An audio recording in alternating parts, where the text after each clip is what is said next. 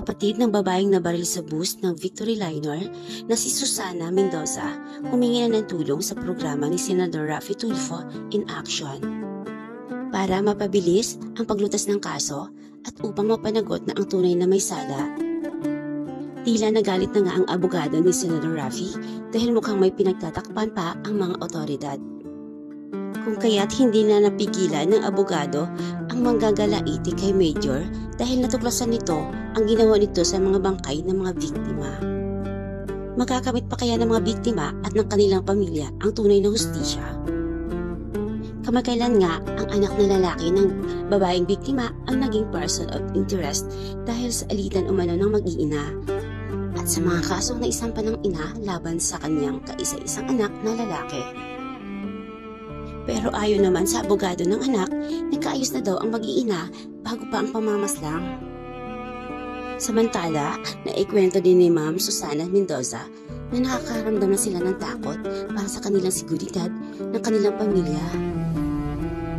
Dahil hindi daw alam nito kung sino ang nasa likod ng pamamaslang sa kanyang kapatid. Naikwento na rin ni Ma'am Susana Mendoza na marami na daw tumutulong para mapabilis ang kaso at isa na nga ang programa ni Senador Raffy.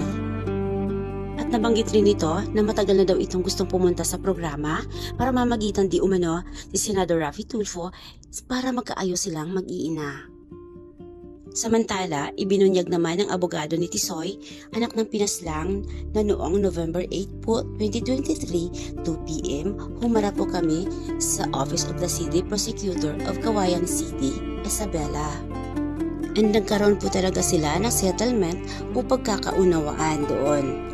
Nag-iyakan po sila at nagkapatawaran at in fact, nagkamayan pa nga ayon sa abogado ng anak. Samantala, may kapalpakan naman ang ating mga otoridad kaya nagalit na ngayon ang abogado ng Senador Raffy. Dahil napag-alaman pala ng abogado ng senador na nag-waive pala ang pamilya ng mga biktima para sa gagawing autopsy ng mga katawan nito. Ngunit walang ginawa ang mga kapulisan para ma-recover sa katawan ng mga biktima ang mga bala ng baril dahil kasama umano yon sa investigasyon. Tila nagpabaya naman ang mga otoridad dahil hinayaan na ng mga ito sa katawan ng mga biktima. Dahil malaki pala ang tulong nito sa mga kaso para malaman kung anong klaseng baril ang ginamit sa pagpatay. Sabi pa ng abogado ng senador, kahit nag-waive umano ang mga pamilya sa autopsy, dapat i-record daw ito ng mga kapulisan. Natanggalin talaga sa mga katawan nila ang mga bala. Dahil hindi na lang daw pampribado ang kaso.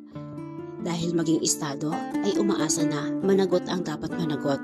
Kaya inutusan na ng abogado na i-request muli ng kapulisan ang pag-recover sa mga bala. Ngunit sapat na nga ba ito para pagdudahan na rin ng publiko ang mga kapulisan? Magpahanggang ngayon ay nakaburol pa rin ang mga labi ng mga biktima. Isa pa nga sa sumundo at nagdala ng mga labi ng babaeng biktima ay ang dating asawa nito, habang ang live-in partner nito sa Nueva Ecija ibinurol. Hangad at dasal namin na makamit ninyo ang agarang hustisya.